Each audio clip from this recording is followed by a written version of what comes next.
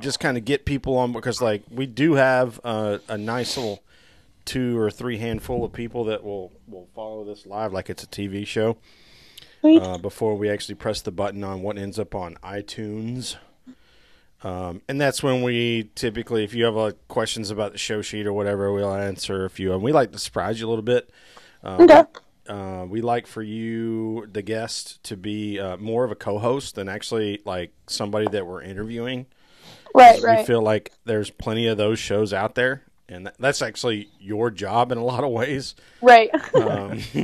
So we prefer to be more like at the peer level on, not in terms of professionalism, but in terms of like, we're going to have things we talk about and we just want your opinion, as opposed to let's dive deep into Hannah Newhouse's history of being a racer and now a radio broadcaster. Like, I mean, we'll talk about that, mention that because we think that's important, but it's not going to be 40 questions about how you got here. That's not what we do. Cool. Yeah, no, that's good with me. I'm all about color commentating, and I got the hashtag Hot Take Hannah on Twitter, because for whatever reason the last couple months I like to put my thought process on Twitter. There. That's good stuff. Hot Take Hannah. Well, so and so to add to what I just told you is that we're long form. As far as we're concerned, we like I said, our show sheet's thin this week because I didn't think we were going to need much of a show sheet. Having a brand new guest, someone who has been in the industry and obviously has been on the media side of things now for a little while. So if you want to talk for 10 minutes about a subject matter, don't worry about it. Just keep on rolling. Perfect. We're not going to stop you because that's what we want out of this. This is what we want to do. We're going to have a couple cold drinks. Mm-hmm. We'll talk. I sent you that DM, so you know that's coming at you. And then we're going to listen to things that we don't know, because you know things that we don't know. Right. Oh, bless. So let's give you a quick rundown on the show sheet. Cool. You know, we'll do the intros. Once I say that we're starting to record, it depends on people's setup and stuff. You may not be able to hear us, but folks will be able to hear you. And we're going to be doing our intros and loud yelling and screaming, and we get way more boisterous than we sound right now as we get on the mic and stuff. And we have patrons of the show. We do a read for that, and then sort of some intro stuff. By the time we bring you on and intro you, you'll know exactly when, because we'll be saying a quick bio stuff. We'll welcome you on. Sherwin has already prompted you for our first question of the day. And then, although, like he said, we don't want this to be like a 40-question interview and then, okay, thanks for being on, we'll talk to you later. We would like to, especially since it's your first time on, talk to the folks about what you're doing and where you came from and all that sort of stuff. And then we we do a section called Report Card. We just break down the week's events. We talk about the races, and I mean, there's so much stuff and controversy and whatnot. We mostly talk Cup stuff, but I did sprinkle in some K&N and some truck stuff as well, because I know that's where you're gonna school us to bejesus and back. We watch them, but we're not like students of the sport kind of thing. So then we let's see. Then we just talk about what's coming up next week, and that's it. And I guess the the fun part is it's always a short show sheet. It's like, well, we've got 6 or 8 things here to talk about, but then we get on a tear, we start talking, we go on some tangent. Like Sherwin said, it might be a 10-minute tangent or something. Well, that's just how it's done. So cool, perfect. Cool. Does that sound good? Yeah, no, that works for me. All right. Let's see. 9:11 p.m. So it's probably about time to get rolling on this thing. Like I said, when I say we're recording now, when I say now, we might cut out for a minute or so, but just hang with us. And like I said, people will be able to hear you as well. So if you're like, hey guys, what's going on? They'll be able to hear that, and that'll end up in the final recording because we don't edit either. That's the other thing. Yeah. So at the end of the show, I clip out the 1 second in the beginning, 1 second in the end, and then post it to iTunes. So, all right. With that, I think we're all set up here. Looks like folks have joined. Thank you, everybody, for hanging out with us. Let's do this. Sherwin, you ready? I am ready. All right. Hannah, you ready? I'm ready. Let's do it. Here goes nothing. We're recording now.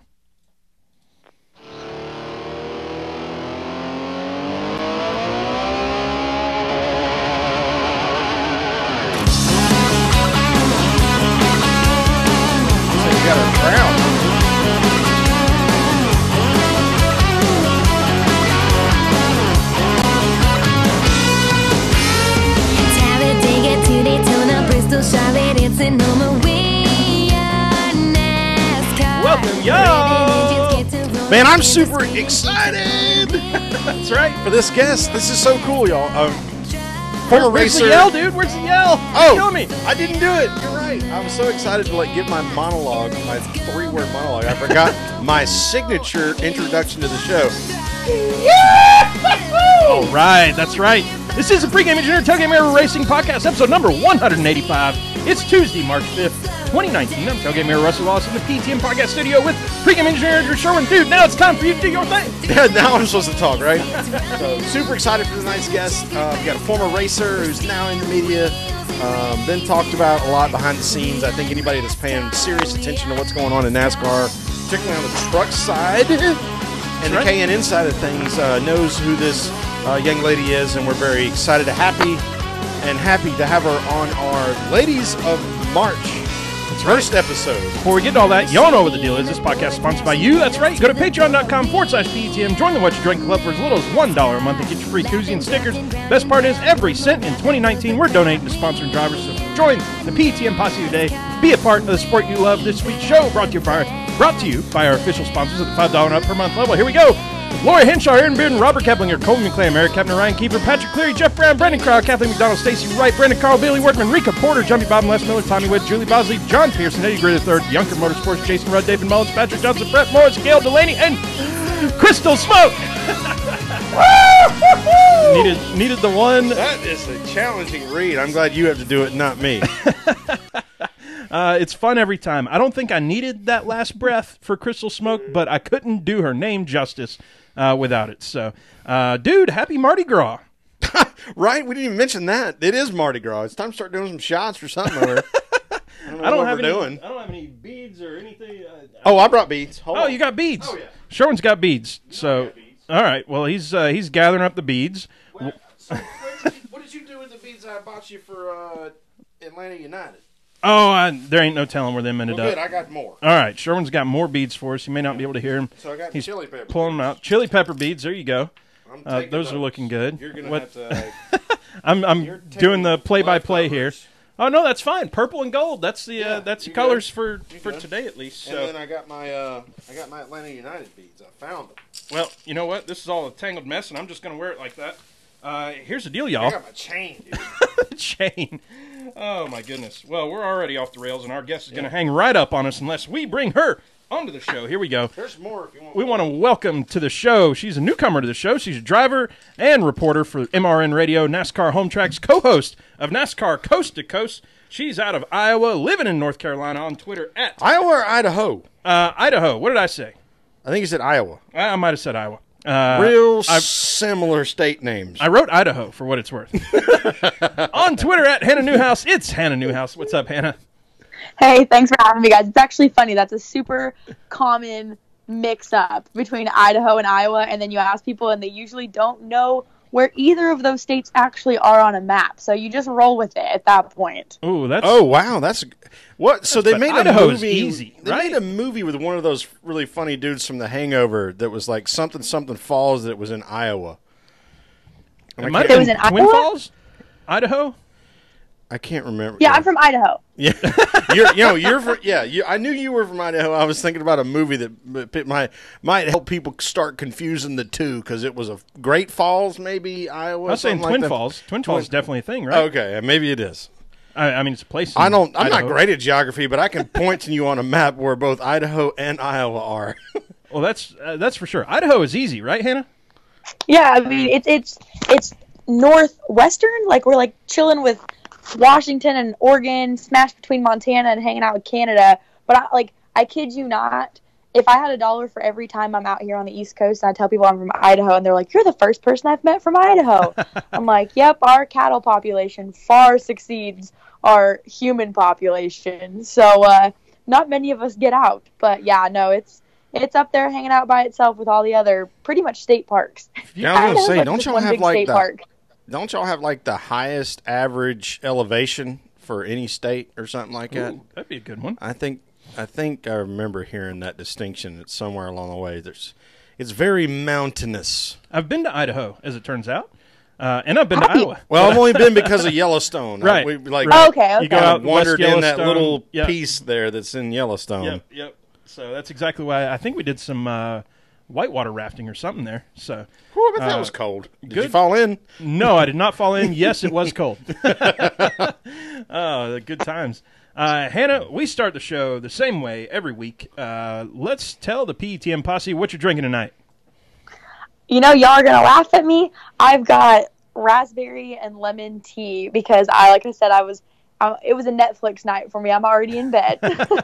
I'm secretly an old person. Netflix night with the raspberry and lemon tea. We were on the Final Lap podcast last week, and this was right after coming out of Atlanta Motor Speedway, and I was I had my fill for the weekend, so I was drinking pink lemonade on that show, and I think we even said it like, boy, we really dug ourselves a ditch with this whole what you drinking thing. Now we go on anybody else's show and they want to ask us that, which is awesome. I think that's super cool. At 10 a.m. can, in fact, be problematic. Right? Or no, it was 2. It was 2. It was 2. But I took the day off, so it was Sunday, right? So it was okay. I had a beer. I probably needed that more for medicine maintenance than I did anything to else. Have a good show. Sherwin, what are you drinking on? Well, I got a local stuff, Atlanta Sweetwater IPA. I haven't poured a drink yet, but I got some of that white label stuff we tend to have a lot of over time here. And then, of course, I stole a 6-pack of this from Dad, the Red Rock ginger ale that is the best ginger ale on the planet. So, dude, you see me putting some ice in a glass right here. I do see that. I'm going to have to do the same, No. Well, I mean, you can do it for a different reason. So, if you remember, this last race, Coca-Cola kept playing this commercial over and over again about their new drink that they have out, right? Wow. And I kept making fun of it on Twitter that, like, Coke, what are you doing? We're Atlanta boys and everything, but good God, that sounds horrific. So I went to the store and indeed found it. Here it is. You got some new stuff. Oh, yeah. This is that, like, orange vanilla or something, right? It's orange vanilla Coca-Cola. I have had an orange vanilla beer that didn't suck. Oh, okay. Well, I was making fun of this pretty hard on Twitter, and then I said, well, I better have some redemption here and try it. Hannah, have you tried this orange vanilla Coke yet? No, I don't do orange. Like, okay. I love oranges, but anything orange flavored, count me out. Whew. I just poured it, and I'll say this: you don't like Sunkissed or Orange Drank? No orange. Nope. Anything orange I don't like, but I like actual oranges, like citrusy. But nope, I like orange Starburst, orange Skittles. I throw those things out. All right, so let me ask you this, because you brought up Starburst. I discovered, with the help of all the really awesome people in the Twitter world, that buying an entire bag of pink Starbursts is a real thing. And I now own an entire bag of pink Starburst. Because I personally think strawberry is the best by a bunch. You know what's funny with Starburst is I like them all just fine. So I was always the guy who would just get the ones that nobody else liked. So just you get more of them. So yeah, exactly. And so now it was like you barter. It was like it was a barter situation. So you get it enough, and you start to kind of prefer it because then you try a different one. And you're like, well, that's not my normal one. So I like lemon. You know what? I was the one that would take everybody's banana runts. Oh, I like banana runts. And I would give them the lime ones because they would like the lime ones and hate banana. I'm like, give me them bananas, man. Yeah. I love them bananas. Yeah. Hannah, banana runts or yellow Starburst? Which one?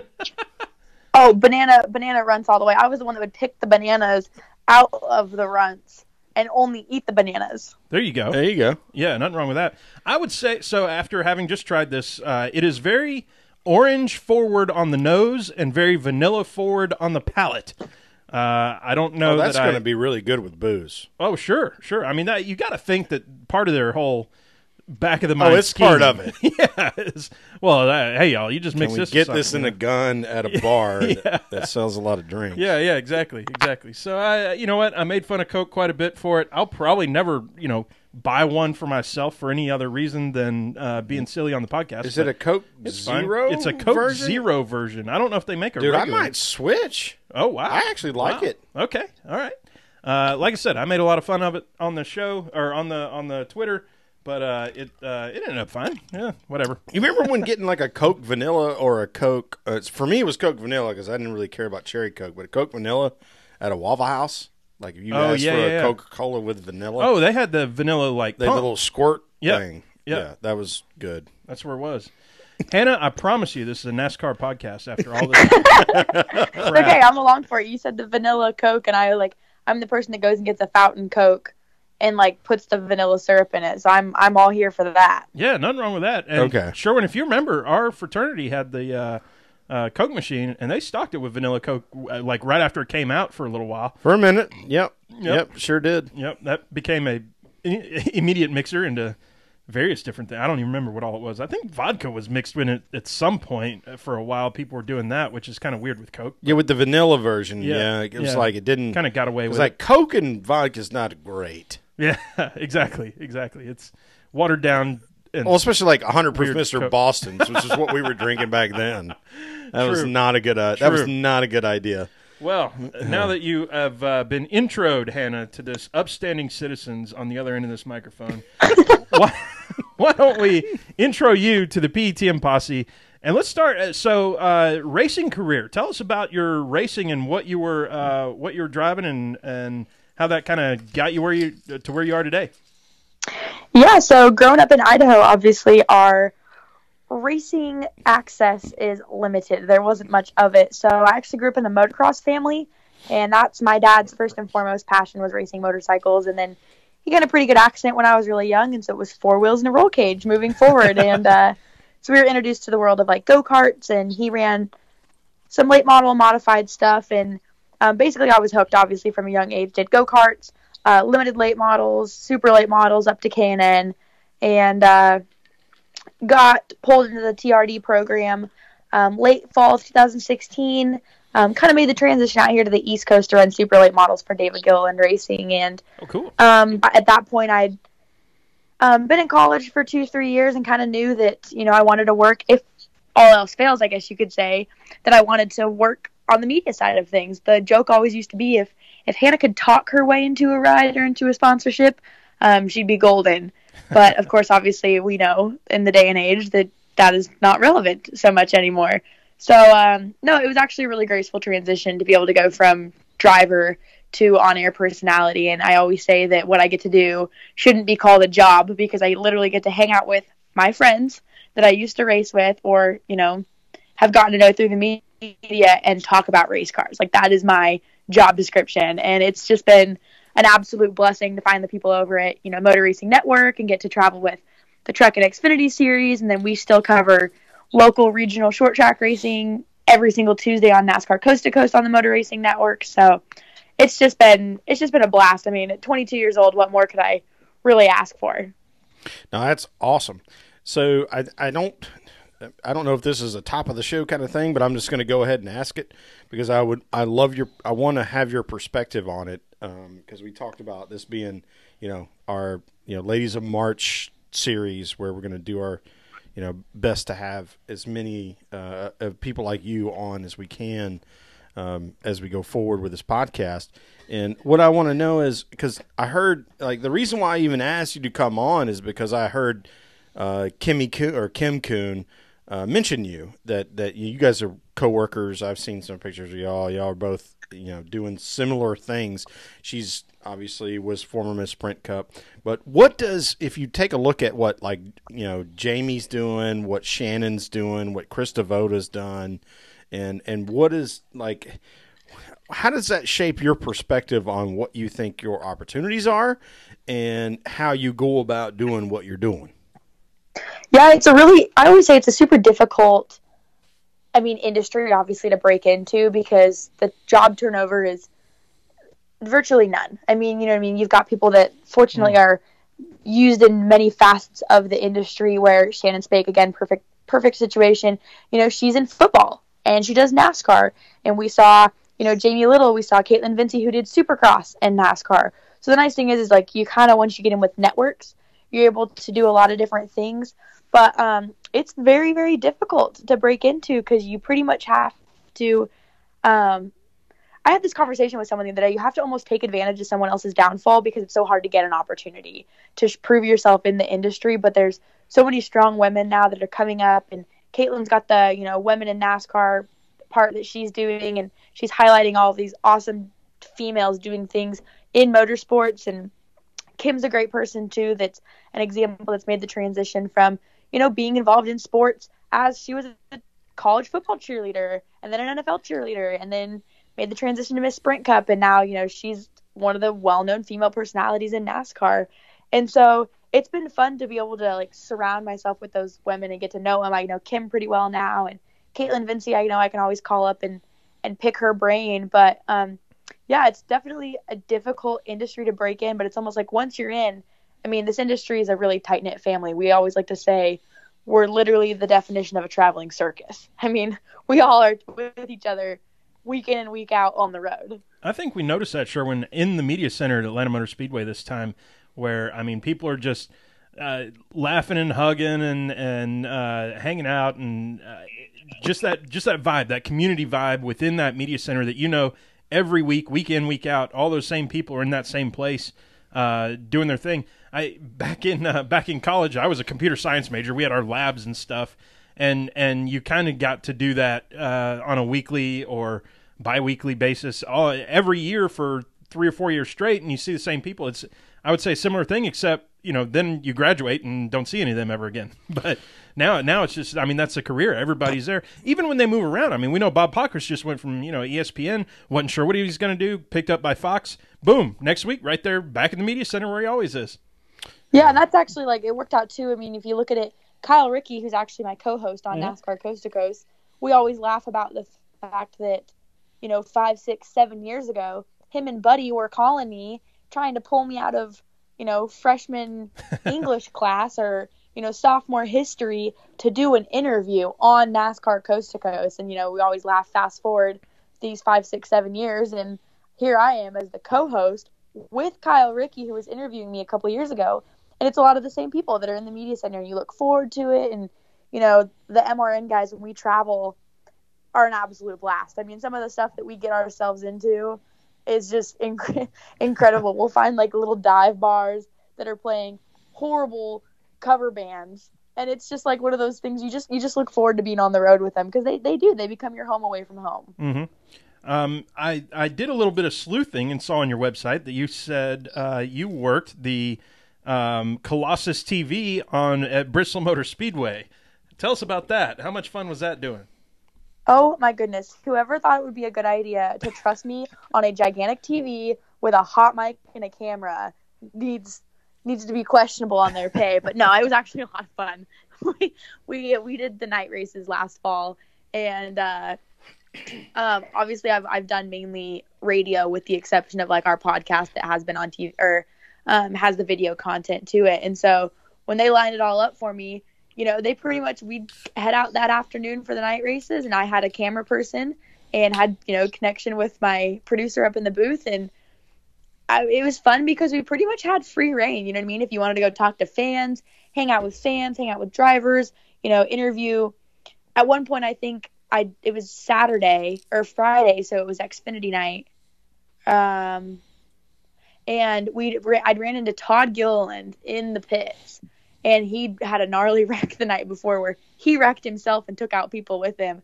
And so we thought it would be funny to make him watch the TV and call his own wreck.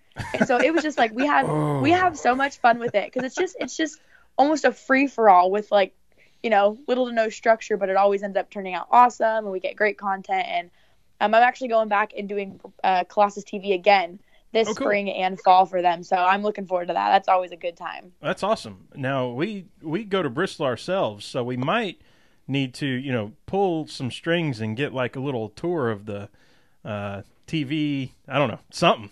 I mean, yeah, it's incredible. The whole compound they have up there to run Colossus and everything that goes into it, their production room is insane. I mean, it's nothing I've ever seen with those TV screens. As an engineering nerd kind of person, I'm so much drawn to the first time we went there, and you see the pillars that it's mounted to, or that the size of the cable are mounted to outside of the speedway that go up and over and in. Holy mackerel! So the physics of it is incredible to me, what they're able to do there. Yeah, we're going to be in touch come August. And yeah, let me know. No demands by any means, but Yeah. Any cool thing that we can see without being special, we'd love to do that. We're special, Sherwin. We are. Well, that's a different. I mean, different definition. Yeah, special in terms of personalities for sure. I love asking this question to people who are out there reporting. What was the first time that you talked to somebody or walked up to somebody and they're like, "Yeah, what's up?" and you went, "Holy cow, I can't believe I'm talking to blank." Oh man, that's tough. Did you have a starstruck moment, I guess? Yeah. I like the tiptoeing into the water there. It's kind of a weird thing because when I transitioned into the industry, a lot of people transitioned with me as far as I raced K&N cars against Ryan Blaney and Bubba Wallace and Kyle Larson, and I ran late models against Chase Elliott and William Byron. So those boys to me aren't not to down them, but they're not anyone famous to me. I'm I ran into you at the bar last night, or I was at a house party with you guys a couple weeks ago. So it's super funny for those. But then you get some of the legends. I mean, I remember I passed. This is gonna sound funny, but I passed Aaron Everham in the MRN office one day, and I was like, oh my gosh! And I remember calling my dad, and I was like, I passed Aaron Everham in the hallway, and he's like, well, yeah, you guys work out of the same building. I'm like, I know, but that's cool because she was someone that she was that badass sprint car driver that I was that was running around making a name for herself when I was just starting. And then I do have to say my probably biggest starstruck moment is when I was in college. I'd gotten in touch, or Lynn St. James had gotten in touch with me, and we'd, been in communication through emails and phone calls and partnerships. And she set up a documentary series on me and helped me with some sponsorship stuff. And she actually came to my K&N West race at Phoenix. And it was so cool to have Lynn St. James in my pit on my pit box, walking to driver intros with me. I thought I was the coolest chick on the block having Lynn St. James with me, because she was just, she's a badass too. She was a barrier breaker in so many different aspects. Mm-hmm. That's really cool. I think I would credit personally Aaron Crocker Evernham as being one of the catalysts for me really, really getting dialed in to NASCAR when I first got in the sport, because I was intrigued that there was this, young lady that was the same age as me that was studying engineering the same way I was, that was racing on a really high level, and that ultimately was one of the contributing factors to me being a Casey Kane fan. I think Rusty would probably have a similar perspective on that. Maybe not as dialed in. I don't know. I don't want to put words in your mouth, Rusty, but that's really cool. I think everybody's got that one person, like that Janet Guthrie special that's run a couple of times while NASCAR's been under rain, and I saw it when it originally aired. It's really cool. It's that diversity perspective is so important, just because it's different. It's just a different thing. Yeah. And not to make this into some diversity campaign, because that's not what we're trying to do, obviously. But he's laughing at me because he's I'm trying to diffuse whatever path I went down. But no, it's I don't know. We're just all fans, and I want I want you and everybody else, Hannah, to understand that we're fans of all of it. Everything, everything's good or not good. Everything's good. Everything's good. Remember when we talked to Jeff Striegel and he said, I was telling myself, I just gotta let go of the mic. I'm just messing with you. You're not wrong. There should be a button. You should have a button where you can press it and it shuts me up. Just a gong. And be like, hey man, you're off the rails. Stop. No, but then we get to have fun afterwards. No, it's no. Everything's great. We're having fun.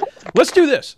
Let's start talking about some NASCAR and talk about this weekend. Let's tear it down from Vegas. Oh, we still haven't torn it down. Wow. No, we haven't. Okay. No, we haven't. Now I understand. We're having fun. Oh my goodness, the vitriol on Twitter and in the mediascape and in the fanscape and everything else. I don't even know. I feel like I'm walking on nails just even talking about the race having existed this past weekend. We did have a race. There was a winner. Joey and won. 37 other cars did not win. Right. We know these as facts. We hold these things to be self-evident. I think those are the only facts out of this race, as it turns out. As probably one of the most anticipated races I will in a long announce time. with my hand up, this is the least amount I paid attention to my television of a race that I can remember in a long time. I was listening to the audio, the scanner audio, and I was playing on Twitter. I don't know how much of the race I actually watch on TV. It was not a lot. Well, those of us with televisions did not watch a whole lot because the commercials were a little bit out of hand this time. And if you, I knew that. Yeah, if you live in the in our area, and hats off to the folks affected by the tornadoes and all that. I mean, we were the first. That sucked. The first stage, the first complete stage, unavoidable, but it was sucked. was almost completely interrupted. I was just watching it in By the little weather picture-in-picture that they had of it while it was going on. The entire state was red, which I'd never seen before. Yeah, that one doesn't happen a whole lot. So yeah. But here's the crazy thing: first stage, kind of a snoozer. Second and third stage, I had pretty good racing. I was like, "Are we talking about Atlanta again?" Because that's pretty much what happened there. It felt like to me. I thought the second, third stage were pretty damn good. Yeah, I was happy with it. Now, here's the thing: the tinfoil hat people, throw on the tinfoil hat, and it says you thought it was good because NASCAR manufactured this whole thing to make it seem that it was better, so that they could put cars closer to each other, and blah blah blah blah blah. So we've been talking. Hannah, you've been listening. How about give us your breakdown of this race? Well, if I'm being totally honest with you, I was in Vegas from Wednesday till Friday afternoon just for the K&N West race out at the dirt track. And I actually flew back home all day Friday, got up Saturday morning, and went to Supercross. So I was in motorcycle mode all weekend, drove home on Sunday. We listened to the race a little bit, watched the tail end of it, but couldn't really tell you a whole heck of a lot what happened from that race. But, of course, like you said, social media, man. I was like, the most of it that I followed was on Twitter. And NASCAR Twitter anymore is like preschool. Like, people flip out if they don't get their snacks, and like the other one's happy because they got their snacks. I just try and stay off of Twitter anymore, especially with this whole aero package deal. But I believe actually Christian Espinoza did tweet a video that compares a lot of the like side by sides from last year's race to this year, and I feel like the people that are like more educated and actually what went into these new, aero packages and the ducks and that kind of stuff, are going to tell you that it was better racing. But anymore, just NASCAR fans, you just can't satisfy them. They're like, oh, that was a terrible race. Well, why? Because we didn't wreck 12 cars? Like, I don't understand what qualifies as good racing anymore. It's a great question. I feel like I need to make a clip, because right there at the beginning, you kind of went, social media, man. It kills me sometimes. I like that as a clip. Like, every time I complain about Twitter, I'm just going to play that. Social media, man. Yeah. And Sherwin, I got my snacks out of this race. I was fine with it. I got some snacks. Okay. I did not hate this race. For everyone. Yeah. So what I would like to, we're going to finish talking about Vegas, obviously, because we're not done yet. We're just we haven't started. We're only arcing up. Yeah. We're loading the roller coaster, and then we're going to go downhill. But I want you to say real quick, because you covered the K&N race. Who was it that won that race? Wait, don't go here. No. This is another segment? We're coming up. Sorry. We're coming up. My bad. I didn't read it. I didn't read the notes. Yes. Sorry, Hannah. So let's keep talking about Vegas. I thought what I thought we saw was the Fords were strong again, which should worry the Chevys. Well, and we knew pre-season, regardless of package or whatnot, that the Mustangs were stout, and everybody knew it. The Chevy guys knew it. They did the way Toyotas better homework than Chevy did with the Camaro, evidently. Yeah, no kidding. So the fact that the Fords are strong, that's not too surprising. Did I like the race because NASCAR manufactured it and they made this happen? And hey, that's I don't know, a high five for them on doing that. I'm guilty or there wasn't an unplanned caution. There was no unplanned caution. Is that part of this whole thing that NASCAR's made too, though?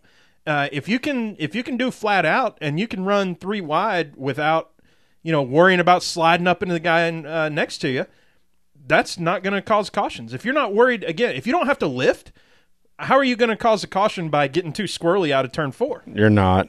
Right. So you're not going to see these 1-car sort of deals or these 2-car things. I'm curious how that's going to go forward. But again, it's weird to me. At the end of that race, I was just like, yeah, that was fine. I enjoyed it. We had some good passing. The restarts, I mean, everybody who even Kyle Busch passed everybody twice. Right. And I'll get to that in a second. That's a reoccurring theme, apparently. Yeah, that he has to. He must have Hamlin's pit crew now because he gets a pit penalty every race. Joey said he loves this new package. Of course, he's seeing that through checkered flag colored glasses. And Kyle saying that he didn't like it, and I don't know what glasses he was looking through because he'll say what he still doesn't like Stenhouse very much. Neither does Eric Jones. He's on his ish list at this point too. But I don't know. I don't know what to say about the package stuff. Here's one thing that I do like, and I'll agree with Joey on this. Is you can talk about the horsepower and whatnot. The horsepower part, and I saw Kelly Crandall write a story about this.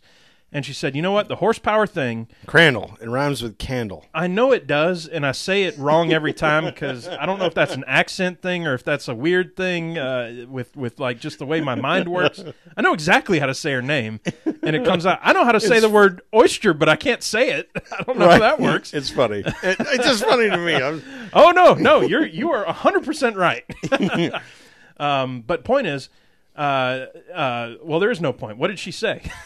That with the less horsepower, this is going back to stock car. You can buy a 525 horsepower Mustang today, or I think you can buy a 500 or almost 600 horsepower. Yeah, the Super Snake's 707. But that's with a blower on it. Yeah. NASCAR is not going to get in. Yeah, they're not going to do a blower. They're a supercharger. They're not going to get into a blown engine. It's just too many moving parts. It's too expensive. So we're a little bit closer now. The Aero and stuff. I mean, that who knows and blah blah blah. But at least horsepower wise, it's a move. She didn't say in the right direction, but in the direction of. I'd have to find her words, but it was a direction in stock car. Yeah. Well, I got into it a little bit of a conversation with Brad Yunker, who we know to be a grassroots racer, friend of the podcast. And, he was kind of talking about how, we have side skirts on our late models. Like, we have this, that, and the other thing. It's like, okay, well, there's a lot of parts and pieces that NASCAR is going to have to figure out. Horsepower is one of them. If you're going to sell on Monday after you race on Sunday, you're going to need to sell something that's probably between 500 and 600 horsepower, which is absurd for a daily driver. Right. But they're available now. Right. And but most of them are available via supers. We need to understand that. Most of them are available via superchargers because of the same displacement we've had for 50 years.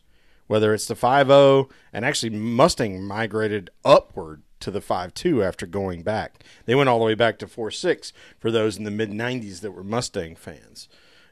So there's a lot of, we really have to be careful. The biggest change to the motors is going to be going to dual overhead cams because you're going to introduce double the amount of springs, and that's going to be problematic. Hannah, what do you think about these caution-free races as a product of the package? Of course, we're going deep into this new package on one race right now with the rules in place. But is there any bite to that bark? I think you just hit the nail on the head there, saying that everyone's extremely analyzing this after one race, and we've gone to racetracks that usually produce really good racing and had complete snooze fests before. So to be able to really analyze it and just solely focus on this package after one race, it could have just been a coin toss on how that race played out, that it was per se boring. But I talked to some of the guys that were there and some of the crew guys, And the best way that they like kind of compared it to me as far as like this horsepower ratio and how everything's going is like I used to race 602 crate motor pro trucks, and we used to go to a half-mile racetrack. And that is like, I mean, we're not full throttle all the time, but like it was dumb because we didn't have enough horsepower to like really make moves. So yeah, there was a lot of side-by-side racing, but as a driver, it was so frustrating because someone would slip up. You just didn't have the like oomph to get there and like capitalize on it. And I think that was like a lot of the frustration that was being, propelled by the drivers. But it's going to take, I mean, you almost got to give it like a half season to be able to really let the package sit in, let the teams play with it, because these guys are some of the smartest people in the world. Like they're gonna figure out what they can and can't play with these packages. And I mean, things are going to change drastically just even after this race. Yeah, I agree with you 100% on that. That's our drinking phrase, 100%. But 100%. I think one of the things that the NASCAR fans aren't really super dialed in for the most part is that displacement is a factor of two different things. It's a factor of what the volume of the cylinder is and what the stroke is. So that's why guys like, Hendrick has always been known as the team that builds the motor that qualifies at Daytona for whatever reason. However they dial that stroke and that cylinder width in. And they have a playground to play in. They're not all the same. Same thing with Robert Yates at places like Michigan and other big fast tracks. They got this reputation for building a motor that is just better than everybody else's, and it's all about stroke and volume. And I wonder at what point does NASCAR start to limit both of those things? Yeah. Like and whether that's any good or not. That might not even be a good thing to do. Like how do you develop your torque curve? And how does it help you get off the corner versus get down the straightaway? They used to always, DW started off his early broadcasting career talking about handling down the straightaway, meaning like how fast is your motor? Like how fast can you deliver power to the rear end? And that, I mean, all those things matter because you have this center cam. You really don't have a lot of geometry you can mess with in a center cam V8. Go to a double overhead, things start getting weird. I think Jimmy had said it after this race that the throttle response and stuff was just so much lower too. Just for what you're talking about, how hard. Oh, right, you hit it and you don't spin them. Right. Except if you're Kevin Harvick, evidently out of pit road this past weekend, just spun it every single time. That said, there was you and Hannah gave me a good segue into the second period. Clint Boyer, and this is via Jeff Gluck's Twitter. Clint Boyer radioed in and told his team, well, it's pretty boring. I'll take you for a lap here. And he leaves the radio dialed in for the entire lap and said, in case you're wondering, it's still wide open. Yeah. For 6 laps, he could go wide open. Yeah. I love that. Like, he just went, he keyed in the mic the whole time. When you key in the mic, you can't hear nobody. He just I mean, that's how much he didn't care if anybody was spotting for him at that point. I don't give if anything was going on, if somebody had a run on him, he wouldn't have been able to tell. He just went around. I love that about his brain. Whatever his personality is that does that, I hope he does it more. So moving us on to second period then, I felt like there was a lesson learned with Kyle Busch here. I think this is one conclusion that we might be able to start to draw out of the new package. I know we want to say let's not speeding on pit road is a really bad penalty. That speeding on pit road with 50 or so laps to go, I think it was 52 to go when he sped. Kyle is used to being able to take his talent and make up for a mistake like that. And he was not able to do that. And I mean, even after the race, he said his thing, but then after calming down or whatever, he said, that one's on me. I messed it up for us in that. Is this a lesson learned? And Hannah, love to hear your thoughts on this. Number one, is that good or bad that a pit road mistake, 50 to go, is all but unrecoverable? If Kyle Busch can't make it up, he probably got the best car. Nobody's going to be able to do it. And do you think teams and drivers are going to be, kind of, I don't know, opening their eyes conservative at that and thinking about being a bit more conservative and taking some extra care? Yeah, I mean, Or am I stupid? Or are we stupid? that is also acceptable, by the way. Option 3 is in play. I completely agree with you. If I need to take a recorder sometimes to when me and my friends, just shoot about what we would change in NASCAR, because really ultimately, like, we don't look at it from a business perspective, which obviously is a huge factor of this, and liability and whatnot. But like, I think everyone is just trying to put way too much dang strategy into this anymore. Whether it's like catching people on pit road, which obviously there's a safety aspect, and you've got to maintain speeds, or lug nuts. I get that, but I feel like there's just so much strategy anymore that like you can lose a race on pit road, and that shouldn't be the case. I mean, I'm totally team. There was obviously all that stuff last year, and it's still this year of getting rid of splitters, go back to the valence, get the car off the ground. Like, basically we need to go back in racing 15, 20 years ago and like bring back this old style body of racing, so we're not so aero dependent and not so worried about engineers and losing a race on pit road. But again, that's just because that's my thought process. But it's hard to be able to really clue my opinion into that, because I'm just the one calling the race. So I can call. We can make anything sound interesting. That's what we get paid to do.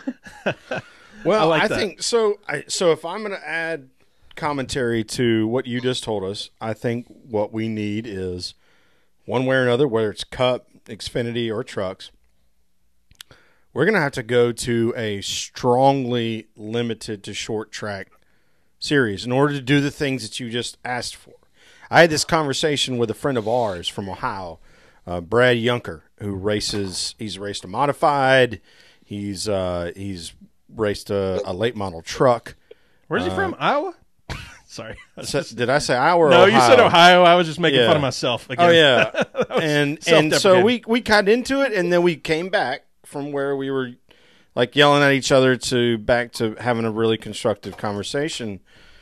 And the reality is that we're not going to be able to take the splitter off and raise the side skirts if we're going to race at places like Talladega or Michigan. See, that's what the K&N Pro Series should be. You know what I mean? They're like less horsepower.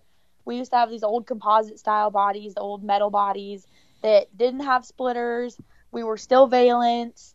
We weren't running them on the ground. We weren't going to big tracks. You had little tiny tracks like Hickory and Myrtle Beach and South Boston and that kind of stuff. And slowly but surely, they transferred over to these new gen bodies that have splitters. And we're going to New Hampshire. And we go to Iowa. And, I'm like, okay, we're literally making a little miniature Xfinity series, guys. I don't think that's the point. Hannah just bring mentioned me back NASCAR Northwest. Hannah just mentioned Iowa. And like legit Iowa. I felt like I was in Shawshank Iowa, where it's like, you mean he was like for real Iowa, for real, he was like for real innocent. We're talking about for real Iowa. I've already messed up Iowa twice tonight. No, Sherwin, you were going to say something. Sorry, I was just trying to make jokes and be a clown, and you're going to offer actual meaningful commentary. Well, what I was going to say is it's interesting how we figure out how to develop the feeder series. In that, so when every time NASCAR changes their generation of car, all of a sudden a whole bunch of cars become available at cost or less than cost. So the reason why we've seen all these splitter and whatever, the way the bodies have shown up in K&N and even ARCA, is that Cup teams have had to get rid of their inventory, at least recoup something. Maybe they're only selling those chassis for 30, 40, 100 grand. I don't know what they're selling for. It doesn't matter to me. But that's where those cars have come from, is that they were already built. And so a team doesn't have to invest all that money in, having a welder who understands chassis development, having a crew chief who understands how to direct a welder into how to fabricate those chassis. Like, those chassis already exist. So I think that's why we're struggling with this, and NASCAR needs to recognize that and figure out, so how do we work through this process of like how we recycle what we're doing here so that Cup teams can get something out of the fact that they have this massive inventory. This is why I've talked about engines so much, and I won't drag on too much longer, but this is why the engine change is going to be so hard to go from a 5.9 to a 5.0 with a dual overhead cam, is that these guys have so much inventory, and the guys that are really building good engines, the RCRs and the Roush Fenways and the Yates Fenway and the Hendricks, is the reason why it's going to be such a problem is they're holding so much inventory of parts that will only apply to a center cam 5.9 liter V8. And like, you're just telling them to say, would you kindly throw away $5 or $6 or $10 or $20 million worth of inventory? That's a great point. And who do you sell that to at this point? Like, who do you can't even, I mean, that's fire sale right there. Is all it is. No, it's because NASCAR's differentiated themselves so much you can't sell it to anybody. So I laughed right in the middle of you saying all that, and it wasn't because of what you were saying. I looked down and I read Sarah and Bari on the chat here just said, I've been to Iowa Speedway twice. It's cute. There was a combine on display and a giant inflatable ear of corn. That popped me off right there. With that, let's go. Where's our girl Sydney Lett at? We need her on here. We're skipping third period because we kind of talked. Go ahead. Funny story, you say Sydney Lett. You guys played that intro song, and I was like, okay, wait, that's Sydney, and I was actually with Sydney today for lunch. Oh my gosh. Sydney is a massive friend of ours. I've actually been to her parents' house within the last 6 months. Yeah, she's a great supporter of what we're doing, and talk about opening your arms to everybody, right? She's good friends with Ryan Blaney and good friends with PTM Podcast. She don't care, just hanging out with fun people, you know. Nice she's so and she's cool, uber talented. Yes, and there's that too. For sure. Yeah. She wrote that song and sang that song, obviously, and she told us that we could use it, and we were. I mean, that's another. We were thing. floored. Yeah, we were floored. We were playing some DRM free, I don't know, twangy music before then, and down by the river. Or something. and got talking with her and everything. She's like, yeah, why don't you, go for it. And then she had to check with her people and her people. Right. So we played it for like 7 weeks, Hannah, and then she was like, can you pull it down for a couple weeks? I'm not sure if this might impact our deal. So we pulled it down, and then she's like, yeah, we decided not to sign with them, so you can have it. It's yours. We were like, holy crap, awesome. We're like, oh, man. So, Sydney is awesome. And along the same lines, let's take, you know what? I said I'm skipping third period here. We're going to go down under the bleachers and smoke cigarettes or something for third period. You know, skipping that one. I do want to talk real quick. We sponsor the Jensen Jorgensen number 32 Legends car out of Atlanta Motor Speedway and in the Legends Series and all that. Stockbridge, Georgia. Yep, from Stockbridge down there, where I was born, as it turns out. We were talking with Hannah in the pre-show, and she said she's going to a Legends race this weekend. We said, well, if you're going to a Legends race, I guarantee the Jorgensen's there. You got to go say hey to them, see if they can get some airtime. She goes, oh, yeah, I'm real close with Taylor Jorgensen, which is Jensen's sister. And Jensen's sister won the race at Atlanta this past weekend when we were there at Atlanta Motor Speedway for the Cup race. After the truck race, they Xfinity, then trucks, then Legends. And then we were hanging out with the Jorgensens all the time. And Taylor won. We were there in, we'll call it quote-unquote victory lane or whatever. And then suddenly Hannah tells us that she's friends. Y'all go back, Hannah. Tell the PTM posse how you know the Jorgensens. Yeah, well, I mean, obviously, chicks in racing, there's not too many of us, so you kind of get to know everyone through social media and that kind of stuff. But I believe it was 2-3 years ago, part of the NASCAR Drive for Diversity Rev Racing Combine, Taylor and I were actually roommates. So we went to, I think it was New Smyrna Speedway that year, and tested, did the whole combine and everything.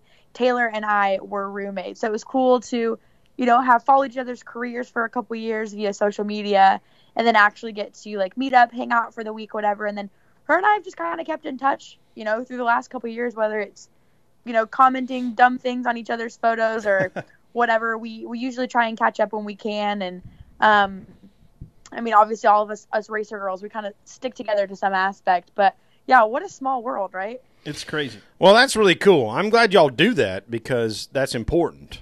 And the only way that y'all are going to root out all of us rough and gruff dudes that are just talking smack right and left is if y'all stick together, because, I mean, that's part of it. So I think one of the things that Danica struggled with was, you know, she was so rough and tough. She didn't really develop a lot of good relationships with other girls in the racing. And it made it harder for her, I think. I don't know.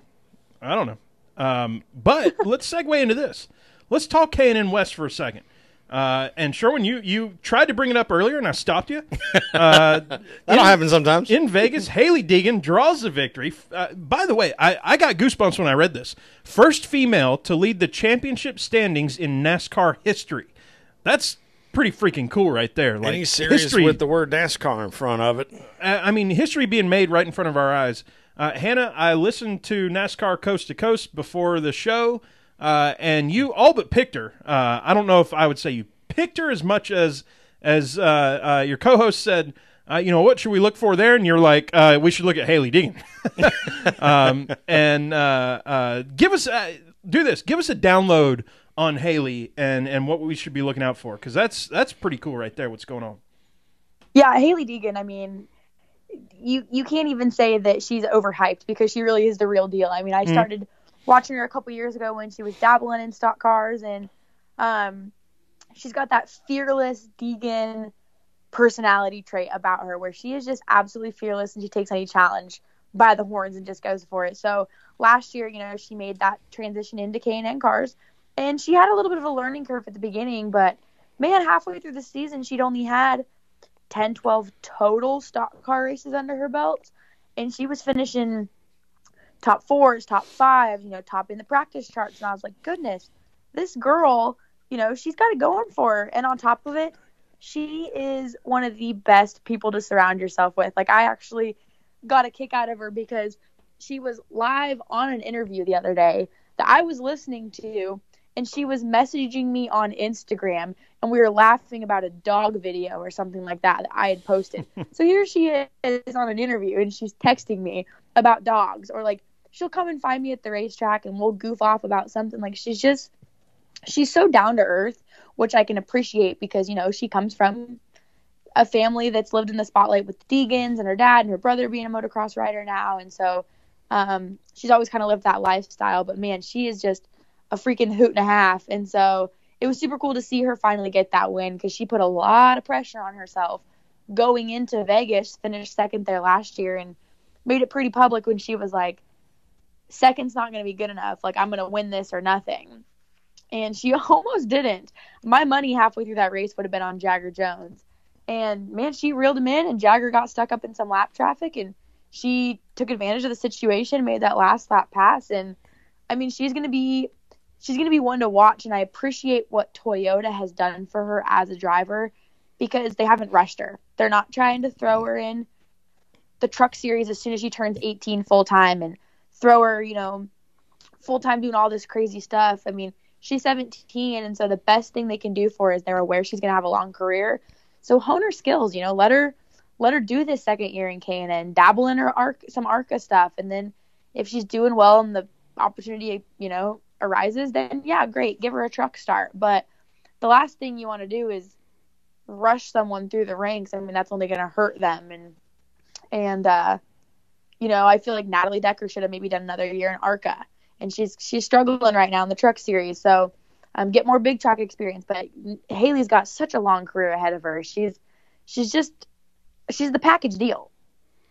She absolutely is. I hope somewhere behind the scenes or at the front of the scenes that Kyle Busch is participating in her development process, because he has shown his ability to be a master scout and developer of talent, and she is a Toyota driver. I hope that he is in the process. And one of the really cool things about Hailie is that, so for those that you don't know, there are going to be some listeners that don't know, Brian, her dad, was a freestyle supercross rider that won like 1 billion, you know, gold medals in the X Games. Like, he's a wild ass, and he's raised a girl that wants to race stock cars, and we should all be really, really, really excited about that. And because she's in the Toyota fold, I really hope that Kyle Busch is paying attention, because he doesn't like rush people. He gives them a couple shots at it, then gives them a full season, and goes, okay, I think they're ready for the next step, and then pushes them on up to Joe Gibbs for the Xfinity Series. So I hope that's what we see with Haley. She seems to be very personable, and she seems to have a skill set that we haven't seen before at the lower levels. We really haven't seen girls win these races before. The crazy part to me is that I guess a year ago I wouldn't have known who she was. And then through just, you read enough, you hear enough, you hear, hey, this is what's going on, and this is what's happening right now. And suddenly becomes a household name. And I would say her name preceded her bio, in that I didn't know till fairly recently her age of 17 right now. That's got a long career ahead of you. And if you're doing the type of things that she's doing right now, look out. This is pretty cool. Yeah. So it's pretty awesome. Yeah. If you're hearing it here first, the Haley Deegan name, then hey, you heard it here first. But you shouldn't have. Go Google it. Because look at what she's doing, and doing it the right way, like you said. With that, here is a perfect segue into fifth period. Kyle Busch winning the truck race. Hannah, I've been excited to ask you this question, and I'm not going to go too deep or lead you one way or the other. Give me your commentary on Kyle's success in the truck series. He has those trucks figured out, and whether it's just he's got the overall experience in comparison, but you can't even say that, because Matt Crafton has been in the truck series just as long as Kyle has, and look at what Kyle's doing in comparison. So the dude is just a talent. I know people will get on social media and whine about it or whatever, but you just cannot deny that Kyle Busch is undoubtedly one of the most talented drivers, to probably ever come through the sport. Just how he maneuvers those trucks and everything, it then obviously translates over to the Xfinity cars. We see lots of success there. And we had discussion actually at the Motor Racing Network office the other day of people are comparing this new package on these 1.5 mile tracks in the Cup cars similar to how the trucks handle. And we see how good Kyle Busch is in the trucks. So maybe later in the year that would translate over to the Cup Series. But he is just untouchable in those trucks. Atlanta, when he got that pit penalty or whatever and had to go to the back again, we were like, well, all right, here he comes again, back through the entire field. Yeah, no, 100%. Yeah, I think that might be something that is created extra frustration for Kyle in the Cup Series is hearing all those comparisons to trucks and knowing how good he is at trucks. I wonder if that eats on him a little bit, like, damn it. But it also lets us all know how challenging Cup is. Like, there is a massive difference in talent between trucks and Cup, despite the fact that, trucks are really fun to watch. We've said it over and over. Everybody else has too. People that get paid to say it. The trucks are really fun to watch. But I imagine Kyle's probably a little bit frustrated at this point that he's not been able to translate, this to Cup, this package that we have now. So it'll be interesting to see. Phoenix won't tell us a lot. California probably will tell us something, although it's going to be a surface very similar to Atlanta. Super rough, super fast, they're going to be in the gas the entire time. So I don't know what, we don't need to plant a flag in the schedule to say, when are we going to learn what this package really means? Or, harumph. I didn't get a harumph out of you. I don't think we have to do that. I think we just watch and we see what happens, and that's it. Interesting to me, and I think Haley. Sorry, I was thinking Haley Deegan. I think Hannah hit the nail on the head here. Is, hey, look, we got Matt Crafton in this series. We got Johnny Sauter in this series. You talking about these guys have experience in trucks. That's what they do. And Cup. But trucks. That's what I'm thinking about, trucks is where they made their names, but they also have driven those cars in some other place. Anyway, I wasn't trying to derail your... No, my point is that these guys, when Kyle Busch is not allowed to race in trucks as of last year and into this year, in the playoffs and certain number of races, they're still racing in trucks. They have way more truck experience, and they've got enough backing behind them to have successful truck teams. So, I would tend to agree right there. I mean, look at 1995 is when the Truck Series started, right? Kyle Busch was 10 years old. He was born in 85. And we're talking about Ron Hornaday Jr., Mike Skinner, Ken Schrader type of stuff. And fast forward 5 more years, he's 15 years old. Greg Biffle, Jack Sprague, those names, right? And I'm just looking here at some notes that I took and stuff. Yeah, and absolutely. in 04, he's 18 years old. And the stars of today that you look at, I mean, shoot, Casey Kane won 2 races in 04 in trucks. In trucks, yeah. Right? Yep. Jack Sprague, again, Dennis Setzer, remember. Bobby Hamilton, of course. I forgot Dennis Setzer won a race. I knew Bobby Hamilton did. Was that a restrictor plate race or what have you? Bobby Hamilton, Memphis, of all places. That's I'm cool. sorry. How about that? No, that was like a medium track. Ted Musgrave, Travis Quapple was big. Todd Musgrave. Bodine. I mean, Jamie Mack won a race at Martinsville in the trucks that year. Of all things. So point is, well, he was always really good at Martinsville. Yeah. So I don't know where I'm going with all that, other than, hey, there's a lot of big names that have been around in trucks for a long time. So it's interesting to me. Kyle's another big name in trucks, just like all these other people were. And to see how successful he is, it's impressive still. And I don't think it's just some bully running over the top of everybody else anymore. I just feel like this guy is unbelievably talented. Here's the reason why I give the ultimate pass. And Hannah, we're going to give you a chance to speak to this in just a minute. Sorry, I'm stealing the spotlight here.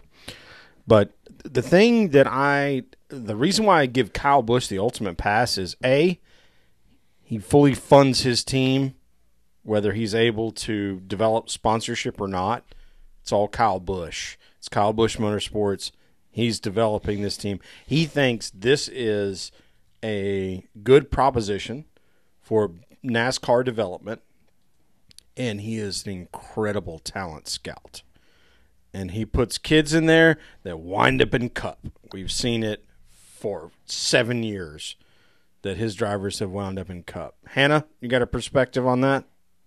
Yeah, and I think obviously, like you said it there too, Toyota's a huge attribute to that too, helping him through that program, funnel kids through TRD, through him and on. And I mean, he's proven himself. He's one of the best, so who better to driver coach these kids than the best of the best out there? And I mean, I know that you guys said that short track racing isn't as far as local stuff isn't too much of your knowledge, but he actually just recently purchased a partnership with Hamkey Chassis, which is a super late model chassis. And so it's now actually called, I think it's like Rowdy Manufacturing or Rowdy Chassis or something like that.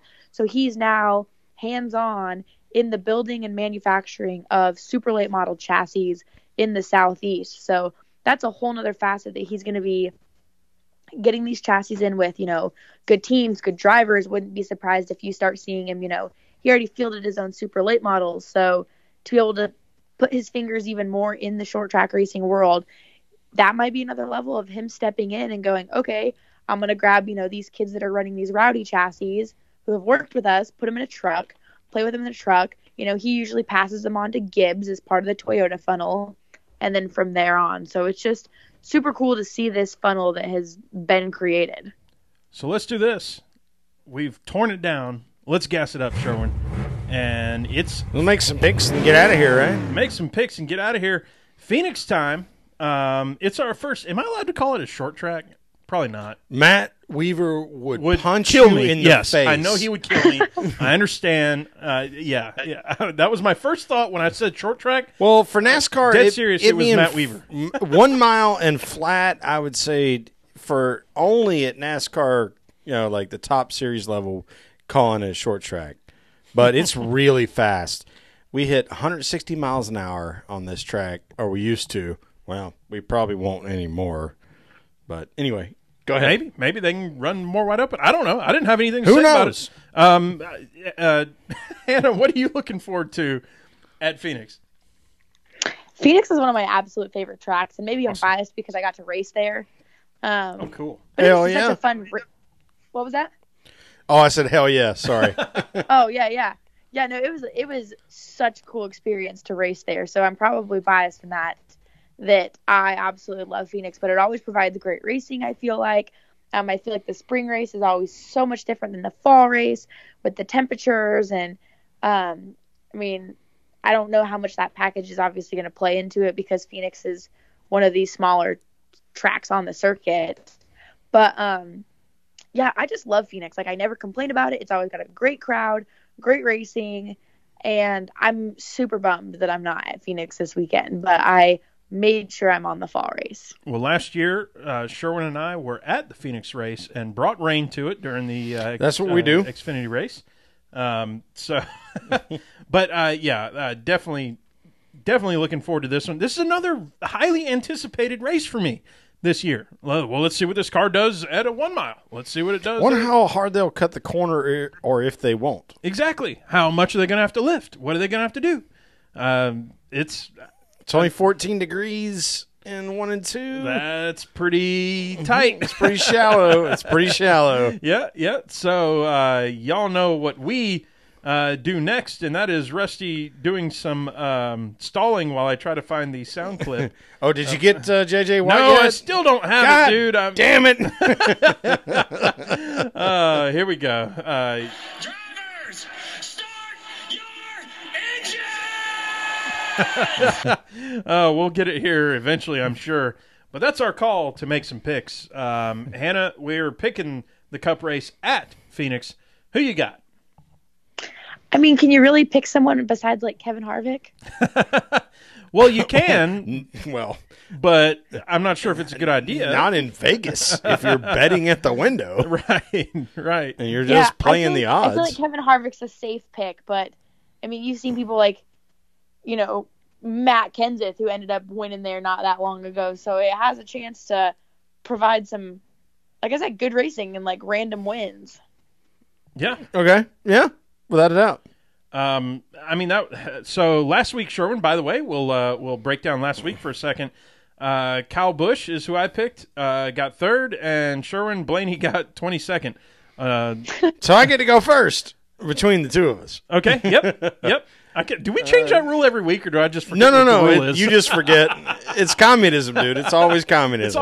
It's all good. He who finishes worst gets to pick first. Okay. It's not make it take it. This is NBA rules. This is not NBA draft rules, or NFL or any. Or I'm with you. It's not make it take it. So I obviously I can't pick Kevin Hargett. Hargett. What did I just say there? Whatever his name is, that guy. Because Hannah just did. So we'll leave that to her. But I'm gonna have a hard time not picking a Ford because they've shown geometry and aero, and Phoenix is going to do a little bit of both. Mostly geometry, but there's going to be some aero factors. So I think I'm going to pick. Double down? You want to double down? Yeah, I'm doubling down. Double down! I'm going Ryan Blaney. Attaboy! I love it. And I hate that I led you into that because whoever you picked, if it wasn't Blaney, that's who I was going to pick. Because, we're talking Ford, obviously, what Sherwin just said. And, dude, Penske, I just got some goosebumps. You see him? Yeah. On top of, by the way, my peeling skin from getting sunburned at AMS. And you know what? Mine didn't peel. Mine just started peeling. Mine must be leather now or something. Yeah. And now, by the way, it's like 28 degrees outside in Atlanta. It is freezing cold in Atlanta. And P.S., we talked about this. It did snow last night. Did you see it? I did not. Well, I wish I'd have gone outside. It did snow. That's ridiculous. Now, listen, to my friends. It's March. To my friends up north, it didn't snow. It just. I don't care because there were snowflakes in the air. They live up there. Right. There were snowflakes in the air. You're choosing to do that. I've been saying, y'all just wait. It always snows. We always get that March cold is March. Weird. That first week of March, we get that cold spell. And it definitely snowed last night. In terms of like I said, there were snowflakes in the air. That's the amount of snow that we got. They didn't even they didn't cancel school. People didn't run to the store for milk sandwiches. Milk sandwiches. Yeah. So that was all me stalling because I like led you into giving the pick that I really wanted to pick, but I really liked that you could double down on it. You know, I like that better than me picking that. Here's the deal. Oh, I was going to put my Blenny flag on as soon as I get home. I am going opposite direction for no other reason than A, kind of being a homer, and B, finished third last year at Phoenix while we were there, Sherwin. Chase Elliott in the Chevy and doing something for Hendrick. So let me write these down. Hannah Harvick. Rusty has picked Chase, and Sherwin has picked Blaney. Double down. I'm writing it like that. So, Hannah, when we have you back in Atlanta, I don't know, it might take us a whole year to have that happen. We got to get you up to the Dawsonville pool room. That's right. And meet our friends up there that are the Elliott clan. Yeah. Mr. Gordon Perkle Sr. Perkle and Gordon folks. Perkle Jr. Yes. So, Hannah, that concludes our show. Thank you so much for being on. Do us a favor. Tell everybody where they can find you and what's coming up next. Oh, man. Coming up next, I believe, like I said, I think I'm going to a Legends race this weekend down in Georgia. But per se, that rains out. I have a handful of Motor Racing Network appearances this year, including, the Martinsville Cup race, Texas, Richmond All-Star, all over the place with them, which is a lot of fun, a lot of home track races as well. But every Wednesday at 1 p.m. Eastern Time on the Motor Racing Network, we have NASCAR Coast to Coast. We got a new episode tomorrow dropping, actually, which will have Haley Deegan. So Sweet. Good segue there. Yep. But Instagram and Facebook, Twitter, all with Hannah Newhouse. So, and I'm pretty active on Twitter. Like I said, I like to banter with people. That's awesome. Can you put in a good word for us with Kim Coon? Oh, bless. I know that's completely unfair to do that, but I had to. Or put a bad word in. That might. Well, that yeah, might work tell better. her we suck. I mean, I don't know. These guys are terrible. You should go on there just for a goof. It's a dare now among all the media people. You can go on this show because these guys are idiots. Sherwin, let's close out this idiot show, this ish show that we do. Y'all know where to find us. It's at PTM Podcast on the Twitter, PTMPodcast.com, iTunes. Who cares? It's iTunes. Yeah, Just it's go to all over iTunes. the place. Yeah. You know where it is. Stick with us, Google Play, everything Hannah. else. We'll talk to you when the music's over. As always, And well, cheers. How about a cheers? I'm Rusty, Tailgate Mayor, at Tailgate Mayor on the Twitter. And I'm Pregame Engineer, at Pregame Engineer on Twitter, at Andrew L. Sherwin on the Instagram. It's fun. Yeah, we'll be back at you next week. It's going to be a blast. There's a prank, Sherwin. Uh-oh. If people are still listening in, there's a prank that I played that should play out in the next 3 days. Let's see if it happens. Sherwin knows what it is. So with that, y'all, we'll see you next week. Going to get you some.